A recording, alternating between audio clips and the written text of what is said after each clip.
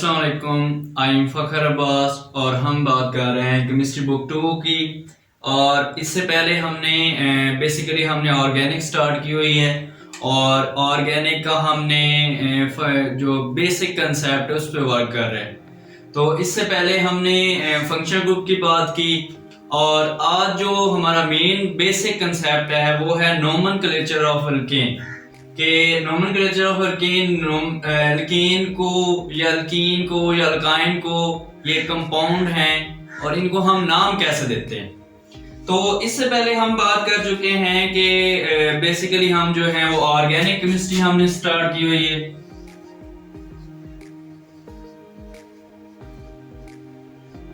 अगर हम ऑर्गेनिक की क्लासिफिकेशन की बात करें तो हमारे पास जो ऑर्गेनिक के बेसिकली हैं, सिंपली सी थोड़ा सा समझाने के लिए मैं कर रहा हूँ। तो क्लासिफिकेशन की अगर बात की जाए तो हमारे पास इसकी दो टाइप्स आती हैं। एक हमारे पास आता है ओपन चेन,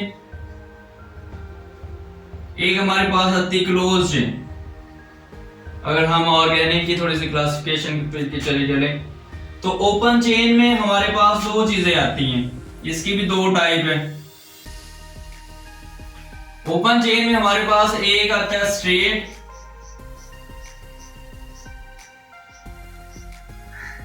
और एक हमारे पास आता है जी ब्रांच।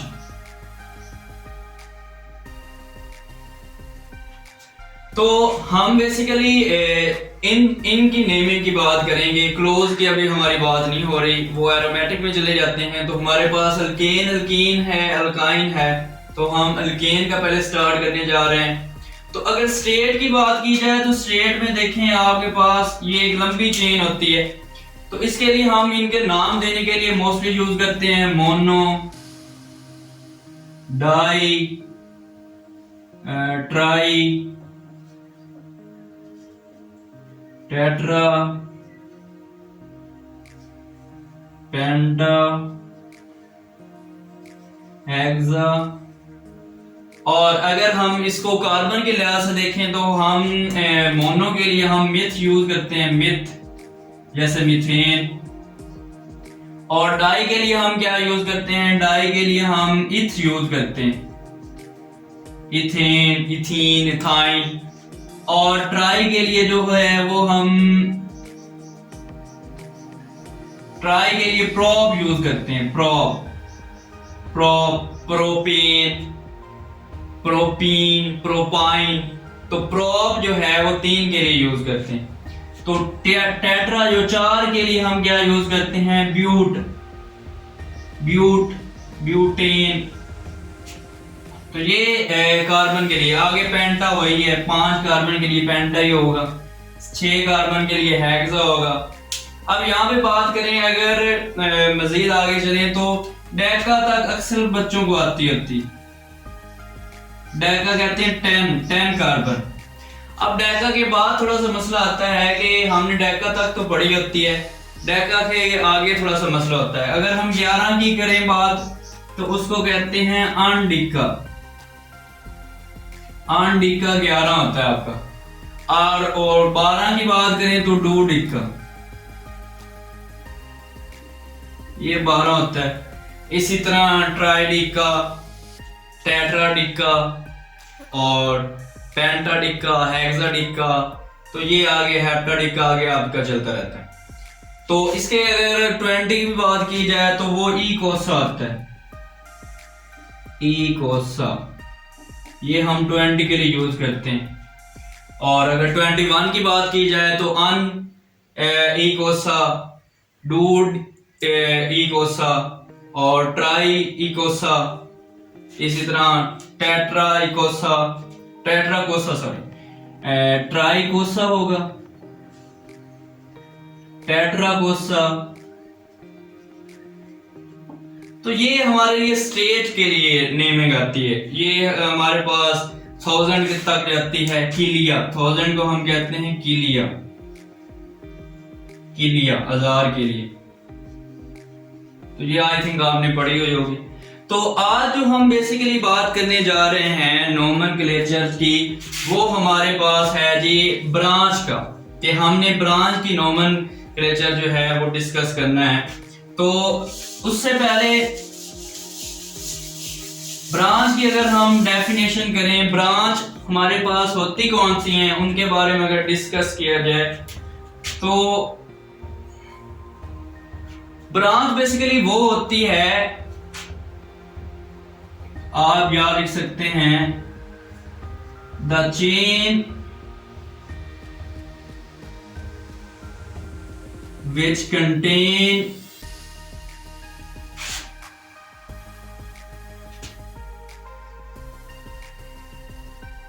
more than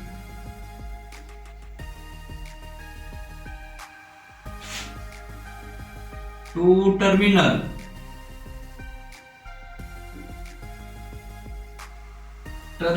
carbon.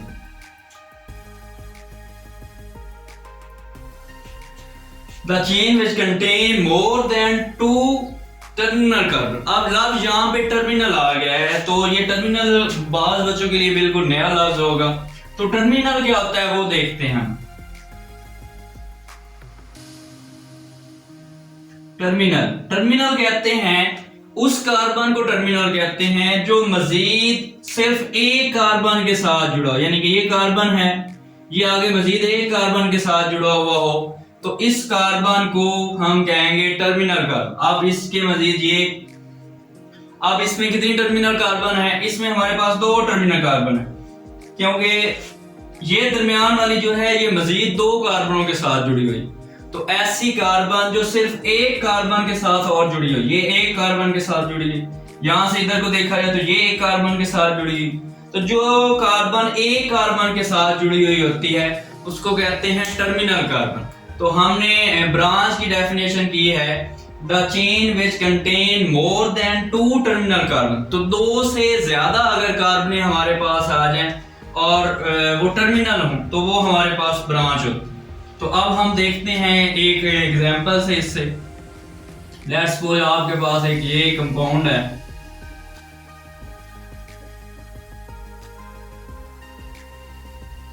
अच्छा, तो अब इसमें अगर हम देखा जाए तो ये क्या, ये ब्रांच है।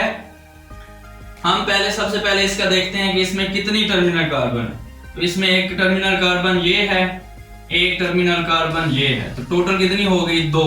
तो हमने बात की है कि दो से ज्यादा टर्मिनल कार्बन होंगी तो हम उनको ब्रांच में लेंगे। तो इसमें तो दो हैं, दैट्स मीन कि ये ब्रांच हमारे पास नहीं है। अब आगे चलते हैं मजीद। तो ब्रांच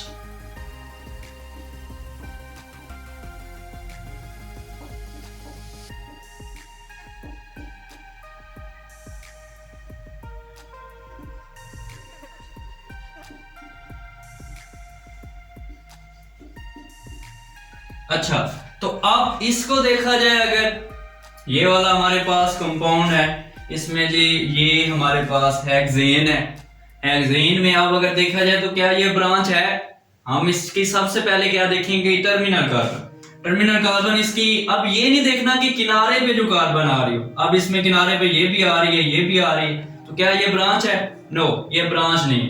हमने कहा कि हमारे पास मोर देन टू, एक टर्मिनल कार्बन ये है, एक टर्मिनल कार्बन ये है, तो दो कार्बन अगर दो से ज्यादा हो तो फिर हम उनको कहते हैं कि ये ब्रांच है। तो ये वाला भी हमारे पास ब्रांच नहीं है।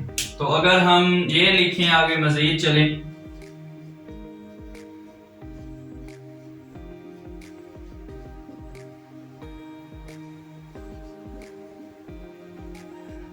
अच्छा जी, अब अगर देखा जाए तो इसमें कितने टर्मिनल कार्बन हैं जी।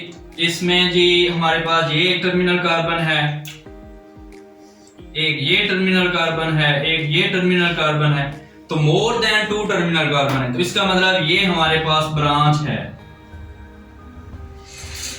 Branch chain. आज आपका ये कंसेप्ट क्लियर हो गया कि ब्रांच चेन कौन सी होती है। बार दफा हम बस किनारे पे कार्बन जो देखते हैं, ये मुड़ गई है जी, ये टर्मिनल, तो जिसमें टर्मिनल कार्बन होती है वो वाली बेसिकली आपकी क्या होती है, ब्रांच होती है। तो बेसिकली हम ब्रांच को स्टार्ट करने जा रहे हैं। ब्रांच का नोमेनक्लेचर हमने डिस्कस करना है।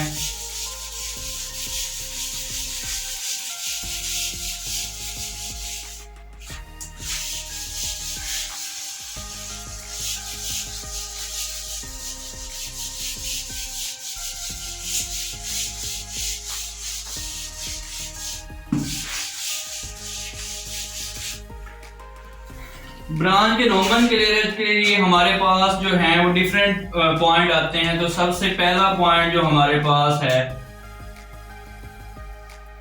जो सबसे पहला पॉइंट है वो है फाइंड द पेरेंट चेन। आपके पास सबसे पहले एक कंपाउंड दिया गया होता है, एक लंबी सी चेन होती है, ब्रांच होती है। तो उसमें हमने देखना होता है तो हमारे पास पेरेंट चेन कौन सी है जिसकी बेस पे हम उसको नाम देंगे। तो लेट्स सपोज अगर आपके पास ये कंपाउंड है,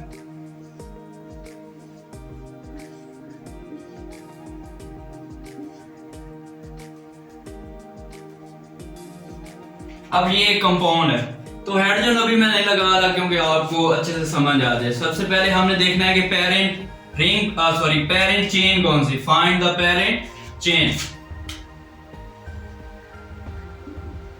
पेरेंट चेन फाइंड करनी, तो आपने वो वाली पेरेंट चेन फाइंड करनी है जिसमें सबसे ज्यादा कार्बन हो। फिर एक दफा सुन लें, हमने वो वाली पेरेंट चेन फाइंड करनी है जिसमें सबसे ज्यादा कार्बन है। तो काउंटिंग कर लेते होते हैं, इस साइड से गिन लें। लेट्स सपोज आप इधर से गिनती करें, ये पहले मैं लंबी गिन लेता हूं, 1 2 3 4 5। तो ऐसे अगर लंबी देखी है तो हमारे पास 5 कार्बन है, सही। अगर मैं ऐसे को नीचे को काउंट करूं तो ये भी हमारे पास एक चेन बन रही, ये भी बन रही। तो अगर मैं इधर को गिनूं 1 2 3 4, तो अब हमें पता चल गया, हमने कहा कि हमने वो वाली रिंग फाइंड करना है, सॉरी वो वाली चेन फाइंड करनी है जिसमें सबसे ज्यादा कार्बन है। तो अब हमें ये क्लियर हो गया कि हमारा जो ये वाला चेन है इसमें सबसे ज्यादा कार्बन है, तो ये वाली हमारी पेरेंट चेन। तो अब हम इसको नाम भी दे सकते हैं, ये कितने हैं 1 2 3 4 5। 5 के लिए हम पेंट लफ्ज यूज करते हैं, पेंटा। तो ये 5 कार्बन, इसका मतलब ये हमारे पास पेंटीन हो सकती है। पेंटीन अगर हम डबल बॉन्ड लगा दें तो ट्रिपल बॉन्ड लगाएं पेंटीन। तो पहला हमारा मसला क्लियर हो गया कि हमने वो वाली चेन फाइंड करनी है जिसमें सबसे ज्यादा कार्बन होती है। अच्छा, दूसरी बात, दूसरा पॉइंट इसका नोमेनक्लेचर का, ब्रांच का हमने स्टार्ट किया हुआ है। तो दूसरा पॉइंट है नंबर द पेरेंट चेन।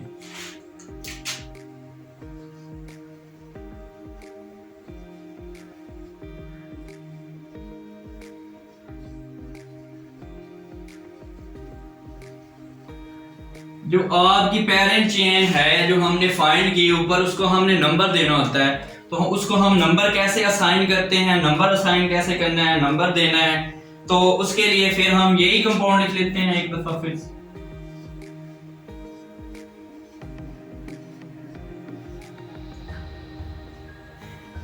चलें ये लिख ले। अच्छा, तो अब ये आपके पास है, सबसे पहले हमने फाइंड कर लिया कि हमारे पास जो है वो ये पेरेंट चेन है, क्योंकि हमने कहा कि हमने वो वाली पेरेंट चेन लेनी है जिसमें सबसे ज्यादा नंबर ऑफ कार्बन होते हैं। तो इसमें हमारे पास सबसे ज्यादा, ये भी ले सकते थे, उसमें भी उतने हैं, ये और इसमें थोड़ा सा चेंज। चलिए हमने सीधी ले ली ताकि हमें कोई टेंशन ना हो। तो अब हमने इसको नंबर देना है। अब मैं क्या कर लेता हूं, मैं इधर से भी नंबर दे सकता हूं 1 2 3 4 5। एक हमारे पास तरीका ये है। दूसरा तरीका ये है कि मैं ऊपर से नंबरिंग कर सकता हूं 1 2 3 4 और 5। ये हमारे पास दूसरा मेथड है कि हम इसको ऊपर से भी नंबरिंग कर सकते हैं। तो अब हमें कौन सी वाली नंबर जो है हमारे लिए ज्यादा वैलिड है, तो हमने ये देखना। तो एक बार याद रखना, जब हम कोई पेरेंट चेन ले लेते हैं तो उसके साथ जो लगे हुए होते हैं, जो साथ चेन, वो जितनी बड़ी हो जाए, सही, वो ज्यादा हो सकती, कम हो सकती। अब हमारे पास ये वाली चीज बच गई, ये, इसको हम भला क्या नाम देते हैं, इसको हमने शाबाश पहले पढ़ के आए, ये हमारे पास होते हैं फंक्शनल ग्रुप। फंक्शनल ग्रुप होते हैं। एक और इनका नाम है, इसको कहते हैं सब्स्टिट्यूएंट।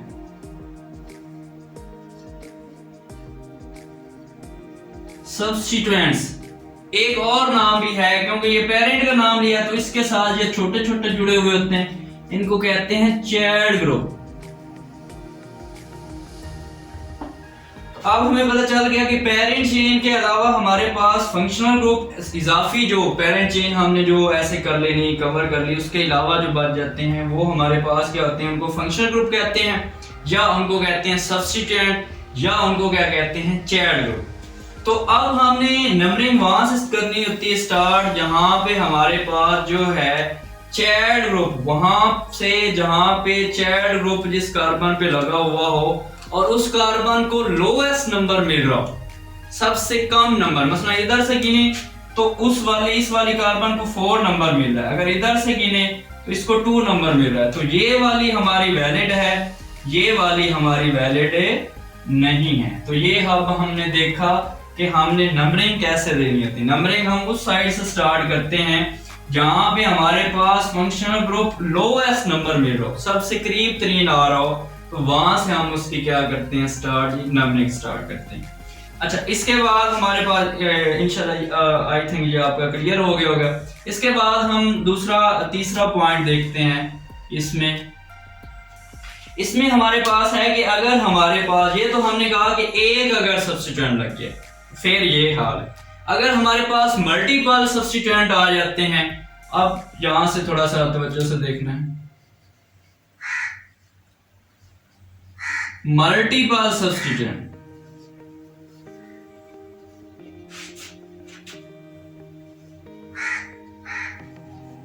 मल्टीपल सब्स्टिट्यूएंट जब आ जाते हैं तो फिर हमने क्या करना है जी, फिर नंबरिंग कैसे देनी है। तो लेट्स सपोज मैं एक इसको एग्जांपलों से क्लियर कर, ये आपके पास एक carbon carbon carbon carbon carbon, तो ये आपके पास ये 5 कार्बन है। मैं कहता हूं कि इसके ऊपर भी एक सब्स्टिट्यूएंट लगा हुआ है, उसको, अच्छा अब ये आपने मुझे बताना भी है कौन सा सब्स्टिट्यूएंट है, शाबाश। ये हमारे पास अल्काइल सब्स्टिट्यूएंट लगा हुआ है, तो अल्काइल आपको अच्छे से याद होने चाहिए। अच्छा, तो इसमें अब ये क्या है, इसको फिल करें, ये CH3, ये CH2, इसमें कोई नहीं आएगा, ये CH2, ये CH3। तो अब हमने सबसे पहला काम क्या करना है, हमने पेरेंट चेन फाइंड करनी। तो पेरेंट चेन हमारे पास ये वाली है, पेरेंट चेन हमने जी ये फाइंड कर ली, ये हमारे पास जी पेरेंट चेन है। अब हमने दूसरा काम क्या करना था, अब हमने इसको नंबरिंग देनी थी। तो नंबरिंग अगर हम इसको दें तो इसको जिस साइड से भी नंबरिंग दे देंगे तो सेम नंबर आ रहा है फंक्शन ग्रुप को। मैं इधर से देता हूँ 1 2 3 4 5। अब हमने इसको नाम कैसे देना है, अब हमारे पास ये क्वेश्चन आ, क्योंकि ये मल्टीपल सब्स्टिट्यूएंट आ गए हैं, तो अब इसका हम नाम लिखेंगे। पहली बात तो ये हम पेरेंट हमें पता चल गया है, इसका जी क्या है, वो पेंटेन है, पेंटेन। तो पहले पेंटेन लिख लें, एन पे भी लिख सकते हैं, ये जरूर, लेकिन ये है कि आपको पेरेंट का पता चल गया, आप लिखें पेंटेन। अब इसके अलावा अब हमारे पास सब्स्टिट्यूएंट 3 नंबर पे 2 सब्स्टिट्यूएंट है। अब हमने उनको नेम देना है, 2 सब्स्टिट्यूएंट जो हैं, जो पहला सब्स्टिट्यूएंट है वो 3 नंबर पे है, तो इसको हम लिखेंगे 3 क्योंकि ये हैं कितने, 2 हैं, तो इनको लिखें डाईमिथाइल, डाईमिथाइल। तो ये आपके पास सब्स्टिट्यूएंट हैं 2। अच्छा, अब एक और बात याद रखनी है कि इसको, ये मैंने एक तरीका लिखा है, आपने ये बात याद रखनी है कि अगर आपके पास नंबरिंग में हो, यानी नंबर में हो तो उसमें कॉमा लगाते हैं, नंबर 2 हो उनको सेपरेट करना हो तो उनको कॉमा लगाते हैं। लेकिन अगर आपके पास अल्फाबेटिकल आ जाते हैं, ABC आ जाता है आपके पास, तो उनको आपने सपोज आपके यहाँ पे 3 आ गए, तो 3 को अलग करने के लिए आप क्या करते हैं जी, हैफन लगाते हैं, डाई मिथाइल पेंटेन। तो ये आपका नेम आ गया है जी, अगर आपके पास मल्टीपल सब्स्टिट्यूएंट आ जाते हैं। अच्छा, अब बात ये है कि मल्टीपल सब्स्टिट्यूएंट आ जाते हैं, इसी का अगला पॉइंट है, मल्टीपल सब्स्टिट्यूएंट लेकिन डिफरेंट आ जाते हैं। तो तो फिर हम क्या करेंगे, उसके लिए हम पीछे से, ये आपने नोट कर लिया होगा, पीछे से देखते हैं।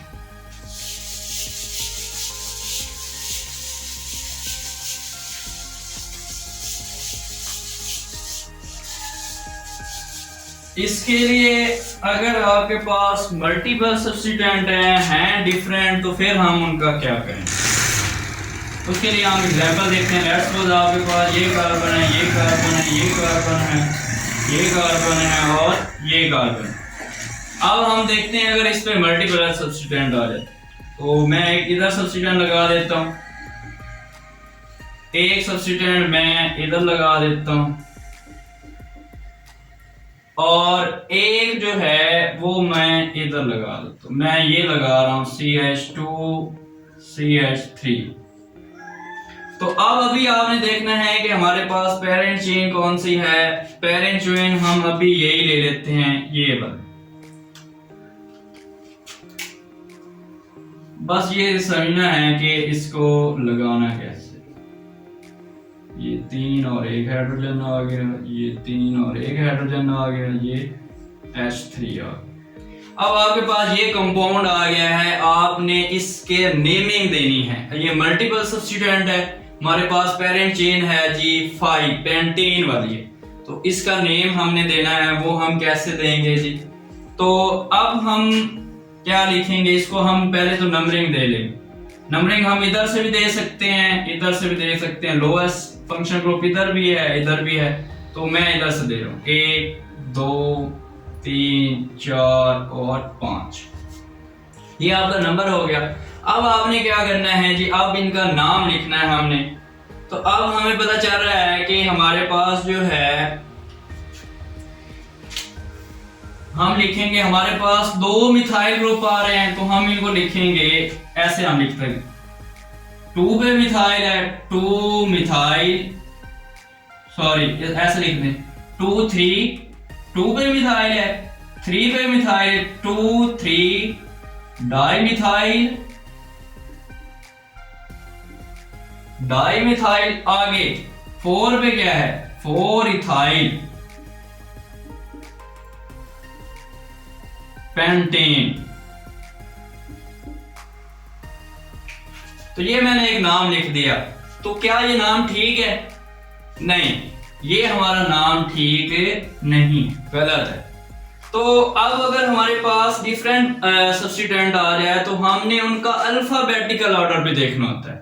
मसलन अब हमारे पास इथाइल पहले आता है या मिथाइल पहले आता है, अल्फाबेट यानी कि ई पहले आती है कि एम पहले आता है, तो हमारे पास ई पहले आता है। तो इसलिए अब इसका मैं नेम ये होगा जी 2 3, सॉरी इसका नाम होगा 4 इथाइल 2, और यहां पे मैं हैफन लगाऊं कि कॉमा लगाऊं, कॉमा लगाना है 3, और आगे हैफन डाई, क्योंकि ये 2 हैं, डाई मिथाइल पेंटेन। तो ये था कि जी आपका अगर मल्टीपल सब्स्टिट्यूएंट आ जाते हैं, एक जैसे होते हैं तो उनको ऐसे लिखते हैं आप। अगर आपके डिफरेंट आ जाते हैं तो फिर आपने उनका अल्फाबेटिकल ऑर्डर देखना होता है। यानी कि हमारे पास हमने यहाँ पे देखा कि मिथाइल बाद में, अब ये याद रखना है कि इसमें डाई आ गया, डाई को नहीं शो करना। हमने जो फंक्शन ग्रुप का असल नाम है, नाम उसका क्या है, मिथाइल, तो मिथाइल में एम आ रहा है तो हमने एम को देखना है, और इधर हमारे पास ई है तो हमने ई को देखना है। तो ये हमारे पास आ गया कि 4 इथाइल 2 3 डाई मिथाइल पेंटेन। तो ये हमारे पास था कि जब हमारे पास मल्टीपल सब्स्टिट्यूएंट आ जाते हैं। अच्छा, एक और मसला आपके साथ ये होगा कि आपने पेरेंट चेन तो फाइंड कर ली, एंड पे जो आपकी बुक पे हैं वो ये कहता है कि अगर आपकी पेरेंट चेन हो, लेट्स सपोज मैं आपको एग्जांपल पहले दे दूं। पहले आप लिखें जी, आपके पास है हेप्टेन है, 1 2 3 4 5 6 और 7, ये हेप्टेन है। अब इसका एक फंक्शन ग्रुप यहां पे लगा हुआ है, 1 2 3 ये लगा हुआ है, एक फंक्शन ग्रुप यहां पे लगा हुआ है, एक फंक्शन ग्रुप यहां पे लगा हुआ है। सही। तो अगर आप इनको फिल करना चाहें तो फिल भी कर सकते हैं। जस्ट हमने देखना है कि हमने अगर चेक द पेरेंट चेन, ये आपका मेरे ख्याल 7-8 पॉइंट हम स्टार्ट करने जा रहे हैं। चेक द पेरेंट चेन को अब हमने चेक करना है। हमने पहले बात की है कि हमने वो वाली पेरेंट रिंग लेनी है जिसमें सबसे ज्यादा कार्बन। तो अब हम देखते हैं कि हमारे साथ एक और मसला स्टार्ट होने जा रहा है। अगर मैं इसको गिनूं तो ये मेरे पास है 1 2 3 4 5 6 और 7 ये रिंग है। अब मैं अगर इधर से गिनूं, ये मेरे पास एक आ रही 1 2 3 4 5 6 7। अगर इधर से गिने तो 1 2 3 4 5 6 7। अब हमारे पास 3 साइडों से 7 आ रही। तो अब हमने क्या करना है, ये हमारे पास एक नया मसला स्टार्ट हो गया। कोई मसला नहीं है। आपने अब क्या करना है, आपने लेनी तो वही है जिसमें सबसे ज्यादा कार्बन एटम है। अब हम क्या करेंगे फिर, अब हमने वो देखनी है जिसमें आपके सबसे ज्यादा फंक्शनल ग्रुप लगे हुए, वो वाली चेन जिसमें सबसे ज्यादा फंक्शनल ग्रुप लगे हुए हैं। मसलन अगर मैं ये वाली लूं, ये आपका, चले मैं बना रहे, अगर हम कहते हैं ये वाली ले, ये हम पेरेंट ले लेते हैं, ऐसे क्या। अब इसमें देखें, अच्छा एक बात मैंने पहले भी की है कि पेरेंट चेन के साथ जो भी चीज लगी हुई होती है, मतलब ये सारा जो है, ये सारा एक फंक्शनल ग्रुप पे ये सारा आपका एक फंक्शनल ग्रुप, ये एक फंक्शनल ग्रुप। तो इस साइड से हमने देखा कि इसके ऊपर 2 फंक्शनल ग्रुप हैं।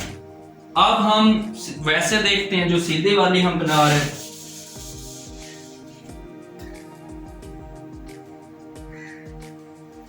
चलें एक दफा रेज करके फिर ये हमने ऐसे देख ली। अब अगर हम सीधे वाली देखें, 1 2 3 4 5 6 7 और ये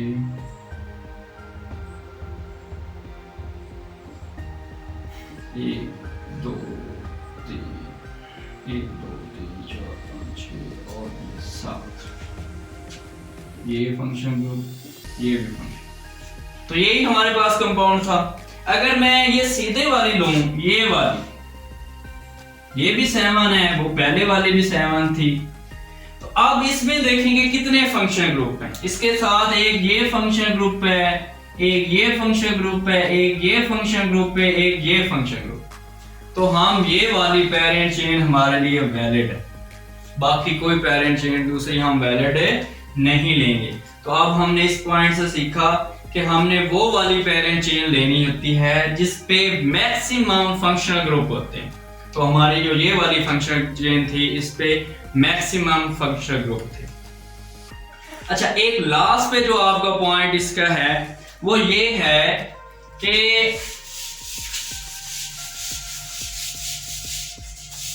लास्ट पे आपका एक लास्ट वाला जो पॉइंट है वो ये है कि अगर उसकी एग्जाम्पल पहले देखते हैं, एग्जाम्पलों से आपको बात क्लियर हो जाती है। लेट्स सपोज आपके पास 1 2 3 4 5 और 6 कार्बन है। मैं एक इधर फंक्शन ग्रुप लगा रहा हूं, एक इधर लगा रहा हूं और एक इधर लगा रहा हूं। अच्छा तो हमने अब एक पहली बात की थी कि हमने फंक्शनल ग्रुप को उस साइड से नंबर देना है जहां पे लोएस्ट जो है फंक्शनल ग्रुप को नंबर मिल रहा हो। तो अब यहाँ पे अगर देखा जाए तो ये भी लोएस्ट है, ये भी लोएस्ट है। तो अगर मैं नंबरिंग दूं तो मैं इसको दूंगा 1 2 3 4 5 6। तो अब हमारे पास इधर यहाँ पे मैं एक बात लिखूंगा, फंक्शन ग्रुप किस किस पॉइंट पे आ रहे हैं। हमारे पास फंक्शन ग्रुप आ रहे हैं 2, 3 और 5 पॉइंट। अगर मैं नीचे से इनको नंबरिंग दूं 1, 2, 3, 4, 5, 6, अब फंक्शन ग्रुप हमारा किस किस कार्बन पे आ रहा है, अब वो वाले लिख लेता हूं। तो ये देखें जी, हमारा 2 पे एक आ रहा है, एक 4 पे आ रहा है और एक 5 पे आ रहा है। तो इसमें से अब हमारे पास कौन सी वाली वैल्यू, हमने लोएस्ट तो देख लिया, दोनों साइडों पे लोएस्ट है, इधर भी लोएस्ट 2 पे है, इधर भी लोएस्ट 2 पे है। तो अब हमने उस वाले नंबर को प्रेफर देना है जिसमें लीस्ट गैप हो, जिसमें बिल्कुल गैप ना हो। मसलन ये 2 के बाद 3 आता है, लेकिन इधर देखें 2 के बाद 3 आना चाहिए, 4 आ रहा है, तो इसमें एक नंबर का गैप है, इसमें 0 नंबर का गैप है। तो जिसमें गैप कम हो, जिसमें गैप कम हो, लेस हो, उस जो कार्बन है या उस नंबरिंग को हम प्रेफर देते हैं। तो ये आज के हमारे थे nomenclature of alkene. I think आपको अच्छे से समझ आ गई होगी। अगर किसी पॉइंट की समझ नहीं आ रही तो आप कमेंट्स बॉक्स में जाएं, वहाँ पे आप क्वेश्चन कर सकते हैं। और कोई चीज़ मिस हो जाती है, बाज़ दफ़ा नहीं बताई जा सकती, तो आप कैंडली वहाँ जाके पूछ सकते हैं। इसके अलावा थैंक्स सो मच।